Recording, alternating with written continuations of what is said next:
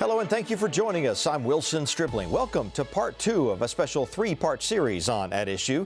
We're just over a week away from the November 5th general election, when Mississippians will go to the polls to choose which candidate will represent statewide offices like governor and lieutenant governor. Republican and Democratic candidates have rolled out their plans, and public education is a primary focus. The major party candidates for governor are Lieutenant Governor Tate Reeves, a Republican from Rankin County, and Attorney General Jim Hood, a Democrat from Chickasaw County. In the race for lieutenant governor, Secretary of State Delbert Hosemann is a Republican from Vicksburg. State Representative Hughes is a Democrat from Oxford. On tonight's program, we will hear from the candidates for lieutenant governor as they discuss their public education plans. But first, At Issue producer Ashley Norwood talked with education advocates who shared their perspectives on the state of public education in Mississippi. More than 470,000 children in Mississippi are enrolled in public schools. This is roughly 90% of all school-aged children in the state. The Mississippi Adequate Education Program is the law designed to establish funding levels for the 141 traditional school districts in the state, so they can provide the necessary tools for all children to be successful, no matter where they live. The formula has been fully funded twice since its inception more than 20 years ago. Even if the MAEP were fully funded, the average per pupil funding in our neighboring states would outpace a fully funded MAEP by $700 a student. So it's not unreasonable. It's a lack of political will. They are not willing to provide an adequate level of funding for our students. Proponents say if MAEP were fully funded, it would remove disparities between high-income and high-poverty districts. During the 2019 legislative session, the state's Department of Education asked lawmakers to fully fund its public school funding formula at $2.4 billion. Lawmakers allocated $2.2 billion. I think we need to revise it because, like I said, we're allowing wealthier school districts to get more money than the poor. And if it's broken, why put good money after bad? In 2016, the state hired a consulting group called EdBuild to review the current MAEP funding formula. They recommended doing away with parts of it, saying it benefits districts that have a higher property tax base. National studies find that high-quality pre-K programs can boost student performance and scores in subjects like reading and math. Mississippi does not have mandatory pre-K. However, the legislature invested in pre-K for the first time when they passed the Early Learning Collaborative Act in 2013, appropriating $3 million for the program. In 2019, the funding increased to nearly $6.7 million. But state-funded pre-K only exists in 19 communities. It is short-sighted not to invest in public education and including early childhood education. No state can prosper if its citizens are not educated. Fitzgerald says another disparity between high-income and high-poverty districts is access to highly effective teachers. Advocates are calling it a crisis-level teacher shortage. In 2013, the state issued just over 3,400 first-year teacher licenses. In 2018, that number dropped to just over 1,600. 5 years ago, we licensed more than twice as many first-time teachers as we licensed in the last year. And so school districts are having a very difficult time recruiting the teachers that they need. Class sizes are too large. Teachers are bailing out right and left. They are not paid what they deserve. Many of them are having to work second, sometimes even third jobs just to pay their mortgages and pay the cable bill. One of the most recent reforms to public education in Mississippi is the implementation of charter schools. In 2013, the legislature enacted the Mississippi Public Charter Schools Act to give parents in low-performing school districts another public school option. Charters are governed by nonprofit organizations, and unlike traditional public schools, they are evaluated every 5 years to determine whether or not its doors will remain open. There are 5 in Jackson, 1 in Clarksdale, and 1 set to open in Greenville next school year. The promise of public education is that it's the great equalizer, that every child is going to have access to a great education and it's going to prepare them for life. And unfortunately, we've just never delivered on that in Mississippi. And it's time for us to do that, which is one of the reasons we have spent so much time focusing on school choice and giving parents additional education options, not as a replacement for public school, but as a way to help students that might otherwise fall through the cracks. Some education leaders believe Mississippians could be better served if there was more effort placed on improving the quality of traditional public schools. Erica Jones says she spent 18 years in the classroom. She's now president of the Mississippi Association of Educators. Many of my colleagues had to go into their pockets to fund just simple resources for their classrooms. Students, regardless of where they live, they deserve a quality education. They deserve the tools needed to be successful. Mississippi schools rank 46th in the nation. Despite that, experts say students are outpacing the nation in test score gains. According to the recent Mississippi Academic Assessment Program, test scores show a higher percentage of A and B rated schools and districts than ever before. Mississippi is also seeing fewer F rated schools and districts. But Rachel Cantor of Mississippi First says there's still room for improvement. The issue for us is that we gotta make sure that those schools and districts that are still in the F category and have not really moved over the last several years, what are we doing to help kids in those districts have access to highly effective teachers, highly effective curriculum, and schools that are organized around learning and not dysfunctional. Now we'll hear from Delbert Hosemann. The Republican from Vicksburg has served 3 terms as Secretary of State. Hosemann says he wants to set the stage to prepare every Mississippi child for life after graduation, whether that means college or career. Let me start by asking, what's your education plan and how do you plan to pay for it? Well, we have a pretty large one. We're going to start with teachers' pay raises every year. For some reason, we've gotten into a habit of funding them the last year. And what happens is we balance it off the budget at that time, so it gets decreased, quite frankly. The whole education budget does. We're going to fund all of our collaboratives right away. Those are our pre-K collaboratives. There's about 9,000 children that are not in any form of daycare anywhere in Mississippi. And we only funded 19 of those collaboratives last year. So you'll see us fund, I think there were 50 applications last year. I think that's really planting the seeds of the future there, and we need to have pre-K in Mississippi. So we will fund, you'll see us funding that as well. Then we underfunded our special kids.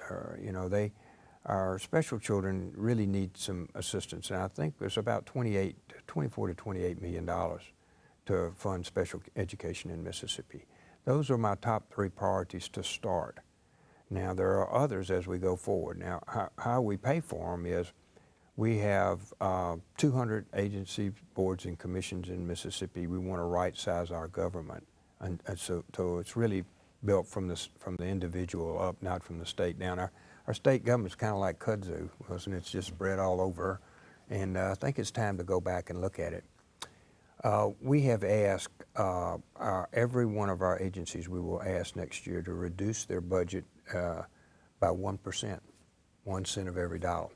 Now we'll exclude education from that, child protective services, the judiciary, some exclusions, but the remaining part of those, by excluding that 1%, we'll be able to give a 3 cents per employee, 3% raise to every state employee, and we'll be able to help pay for the things that I've just outlined to you. Just based on the 1% cut on for the 1% agency. cut plus right-sizing the government. And I want to give you an example of it. I've cut my budget just about every year I've been there. As Secretary of State. As Secretary of State. And our budget this year that I requested was less than the day I started 12 years ago. And I just turned back $1.5 million to the general fund. We can do that. We can make sure that our state agencies are efficient and run efficiently and are in their lane, what they're supposed to be doing. So I think you'll see between things like the 1% cut, right-sizing our government, they'll pay for our education. And we have some growth. Obviously, we have growth every year, but we'll be able to pay for all of the things that I just outlined to you. Our state employees, we talked about our teachers, and education is a really important part of this, but you need to understand, like when I was in Parchman just several weeks ago and visiting with the guards up there, you know, they make $27,000, $28,000 a year. That's their salary, and their take-home may not be less than $2,000 a month. Now for that, they guard 3,000 of the hardest criminals we got. Mental health workers, very similar to that. We've got many needs in Mississippi on compensation, and I think unless we pay people now, where they've got other opportunities, our economy's good, we have virtual full employment, unless we pay our state employees a reasonable wage, we can't expect to keep them. So we have this continual turnover, which is the most expensive thing in running a business. I intend to run Mississippi's government like we run a business. What about MAEP, the Mississippi Adequate Education Program? Do you like it? What would you change about it? What do you think is good or bad about it? I looked at it, and I think it's fine. The problems were we hadn't funded our special kids. We excluded that. And so I think that's one of the examples of funding we will do. I don't want to sit here and tell the citizens of Mississippi we're going to fully fund the MAEP next year. I'm going to tell you we'll get a lot closer than we did this year, and the next year we'll get a lot closer to that. And I hope by the end of our 4-year period that we'll be right on the bucket for funding education fully, not only our special needs kids, but our teachers and the others that are there. You mentioned special needs students. What about the special needs vouchers? Your opponent is against expanding that voucher scholarship program that takes some public school money, gives it to families to go and spend on another private school perhaps, or another institution that can address their special needs if they believe that institution could do it better. Yeah, are you in favor of that? No, I don't think we expand vouchers. I've never really said that. I think he'd like to say that, but I didn't. Let me tell you what I am in favor of, and I want to be real clear about this. In many of our schools, we do not have adequate coverage for special needs kids. Autistic children are not getting what is federally mandated by the law. They're supposed to be getting the same things that we get, or a program designed so that they can reach their potential. Not only is it federally mandated to me, it's morally mandated. That's what we ought to be doing as a state, is making sure those children, every teacher that I talk to says it's about the child.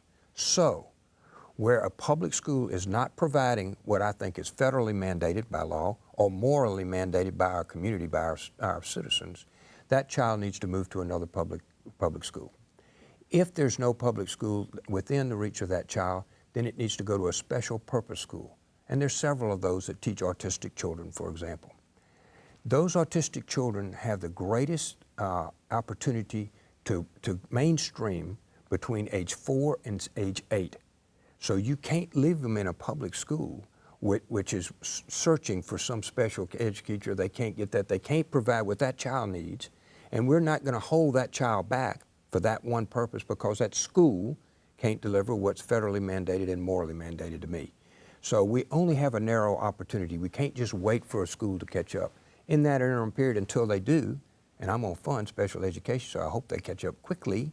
In that interim period, yeah, I think our children ought to have the right to go somewhere else. That does not include a parochial school, which doesn't have the expertise.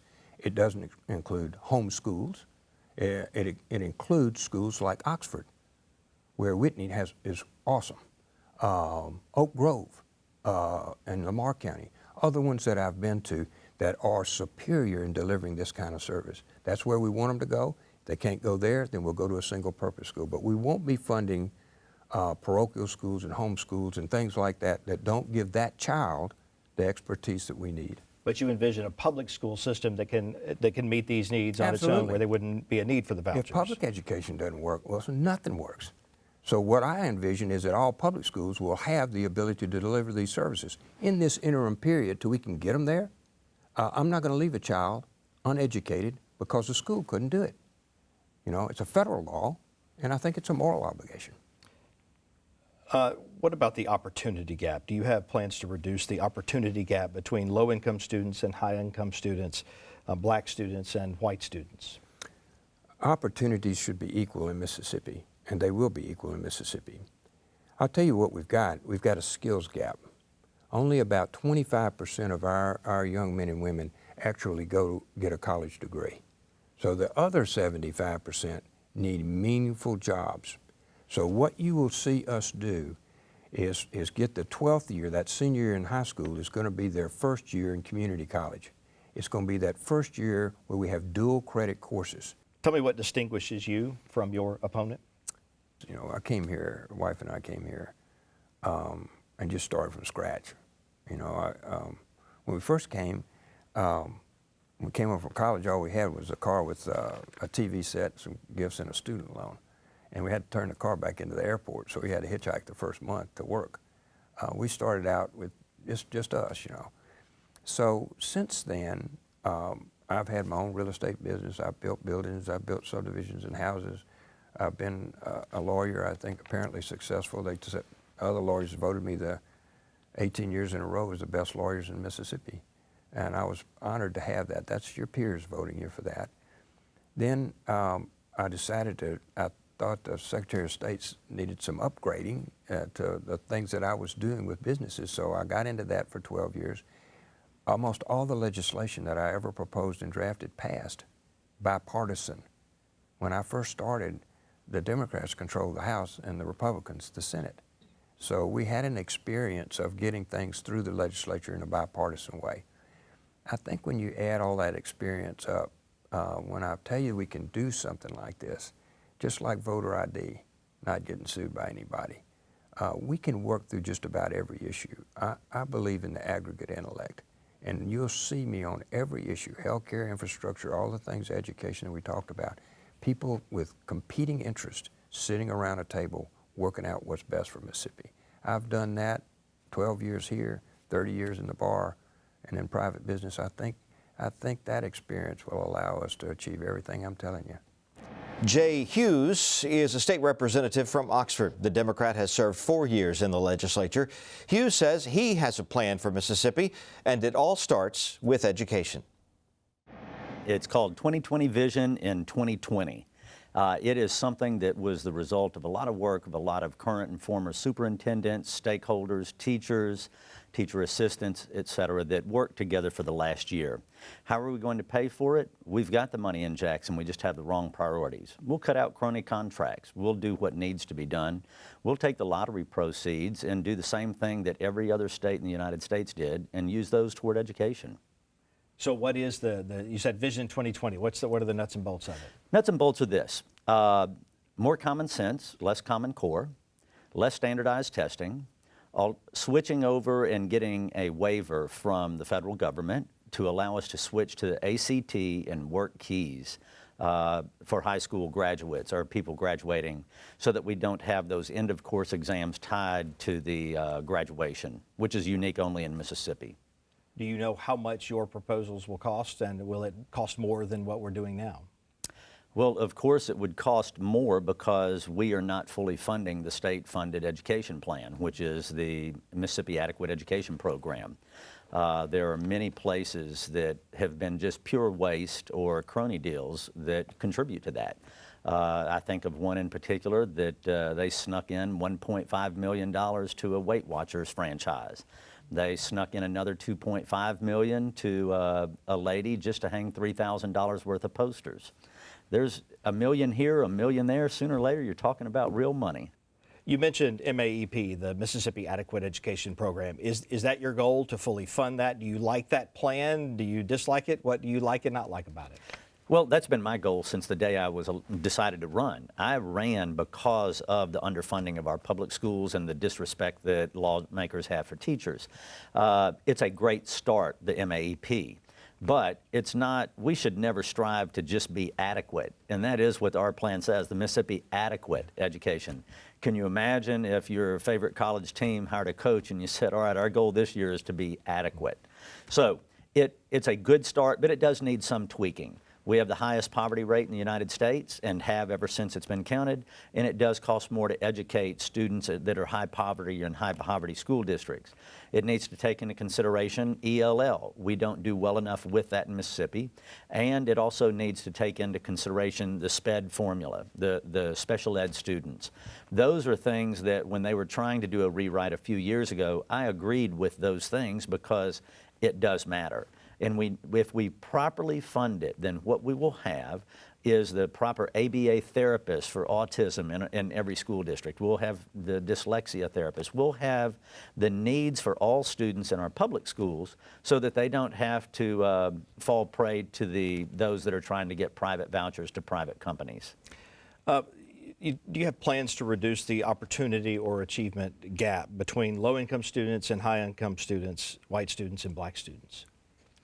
Well, I disagree that it's white students and black students. There's an achievement gap based on income.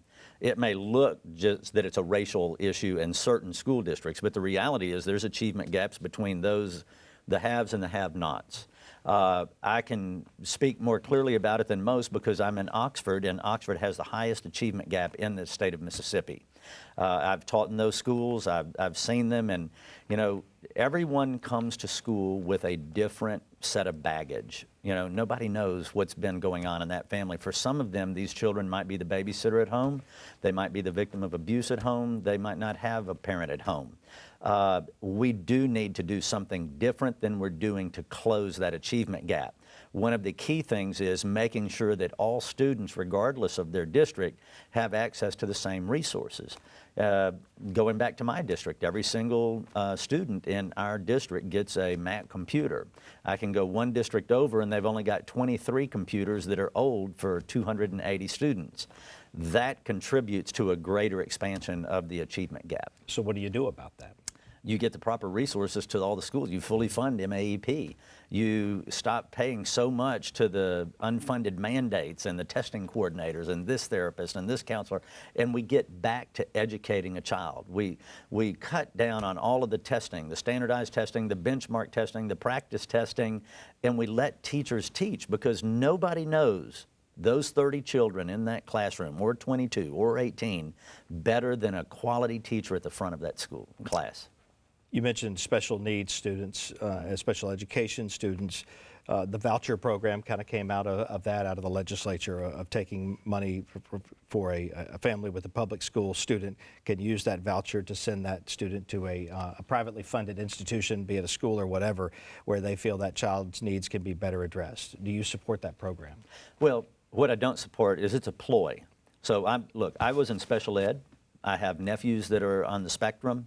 And the simple reality is each state where these, what I call money grabbers of the school, they call the funds the actual last frontier. It's the biggest amount spent by every state.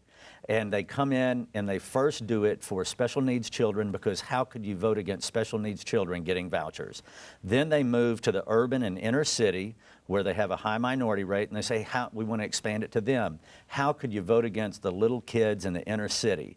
And then the third thing they do is they open it wide open. And that's been the exact plan, and we are following it lockstep. So do I support a special needs student getting the best possible education? Absolutely. But you're not going to get that just because someone owns a private for-profit school like the one that donates to my client, I mean not my client, that donates to my opponent.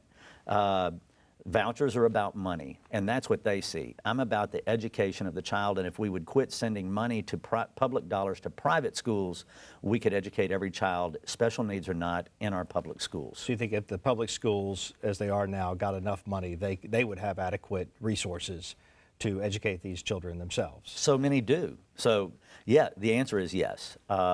If they got the proper amount of resources, they could hire the proper personnel and provide the best education for every single child.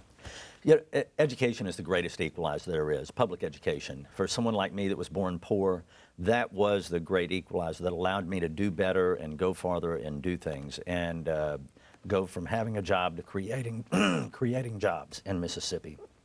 So early childhood education is proven, without a doubt, to be the greatest foundation you can give to a child.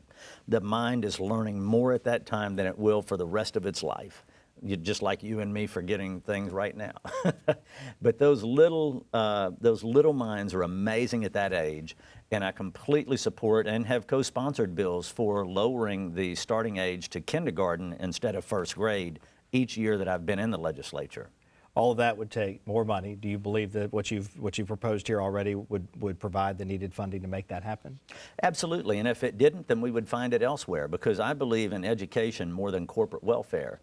The reality is we're not bringing in businesses by tax cuts, and I'm a businessman, and I've benefited from these tax cuts. But what I want and what business wants and needs is an educated and qualified workforce. That's what attracts jobs. That's what attracts companies. Should an education chairman have public education experience in your view? Yes, because what an education chairman is governing and dealing with is public education. So I believe they should have that education background. I've been in public schools from every day from first grade through law school. And without a doubt, that chairman also needs to actually shadow teachers and substitute and understand what happens daily instead of just show up for photo shoots. We've talked a lot about secondary education. Would you support an increase in state funding for all higher education, including community colleges and universities? Yes, and you know, one thing that Governor Bryant and I also agreed on is a free first year for community colleges. We have so much to offer in our community college system, and the cost was only going to be between $7 and $8 million. What a game changer that would be. But every year we've been there, they're giving less and less funding to our universities and colleges, and it's starting to show. What would you say distinguishes you from your opponent? He is a good guy, I am a good guy. What distinguishes us are different lifetime experiences.